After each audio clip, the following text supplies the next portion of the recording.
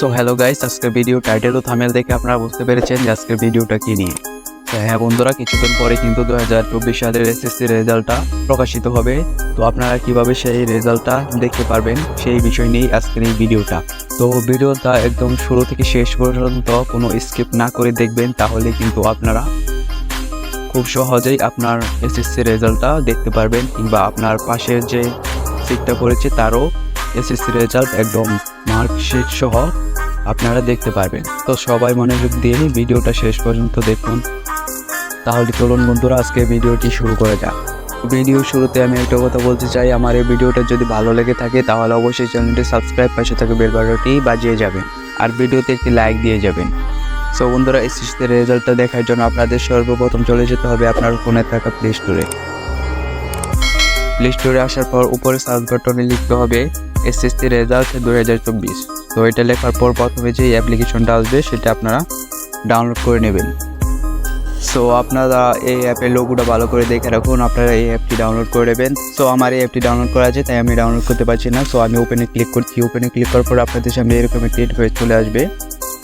So এখানে আপনার কলেজে ভর্তি হওয়ার জন্য ফর্ম ফিল আপ করতে পারবেন, হল পুনর্নির্মাণ করার জন্য অ্যাপ্লিকেশন পাঠাতে পারবেন, বোর্ড বৃত্তি পরীক্ষার জন্য অ্যাপ্লাই করতে পারবেন এবং অন্যান্য তথ্য এখান থেকে আপনারা নিতে পারবেন। তো আপনাদের যেটা দরকার সেটা হচ্ছে এসএসসি রেজাল্ট। তো এখানে দেখুন এসএসসি রেজাল্টে লেখা আছে। তো আপনারা সিম্পলি এসএসসি রেজাল্টে ক্লিক করবেন। ক্লিক করার পর এখানে কিছু অ্যাড আসতে পারে, যেহেতু এটা ফ্রি অ্যাপ্লিকেশন তাই অ্যাড আসবে। তো অ্যাডগুলো আপনারা কেটে নেবেন। কেটে নেওয়ার পর আপনাদের মার্কশিট সহ রেজাল্ট দরকার। তার জন্য আপনারা যেখানে লেখা আছে বুট সার্ভার মার্কশিট সহ, তো আপনারা সিম্পলি এটাতে ক্লিক করবেন। এটাতে ক্লিক করার পর আপনাদের যে বোর্ডে পরীক্ষা হয়েছে, মানে আপনারা যে বোর্ডে পরীক্ষা দিয়েছেন, এখানে ঢাকা, চট্টগ্রাম, যশোর, রাজশাহী, বরিশাল, সিলেট, কুমিল্লা, দিনাজপুর, ময়মনসিংহ, মাদ্রাসা বোর্ড, টেকনিক্যাল বোর্ড, এখানে আপনারা যেই বোর্ডে পরীক্ষা দিয়ে থাকেন আপনারা সেই বোর্ডের উপর ক্লিক করবেন। ধরুন আপনি ঢাকা বোর্ডে পরীক্ষা দিয়েছেন, সেহেতু আপনারা ঢাকা বোর্ডে এখানে ঢাকা বোর্ডের উপর ক্লিক করবেন। ক্লিক করার পর আপনাদের সামনে এরকম একটা ইন্টারফেস চলে আসবে। তারপরে আপনাদের যেই কাজটি করতে হবে সেটি হচ্ছে যে আপনি এসএসসি পরীক্ষার রেজাল্ট দেখবেন। তার জন্য এখানে এসএসসি দাখিল ও সমান এখানে লেখা আছে। তো আপনারা এটার উপরে ক্লিক করবেন। ক্লিক করার পর আপনারা আপনাদের সনটা, মানে কত সালে পরীক্ষা দিয়েছেন, যেহেতু এটা 2024 সাল, সেহেতু 2024 সালের রেজাল্টটাই দেখতে হবে আমাদের। তার জন্য 2024 সাল দেওয়ার পর আপনাদের বোর্ডের নাম এখানে দেবেন হলো ঢাকা। যেহেতু আমি ঢাকা দিয়ে দেখাচ্ছি, তো আপনার যেই বিভাগ, যে বোর্ডে পরীক্ষা দিয়েছেন সেই বোর্ডের নামটা এখানে দেবেন।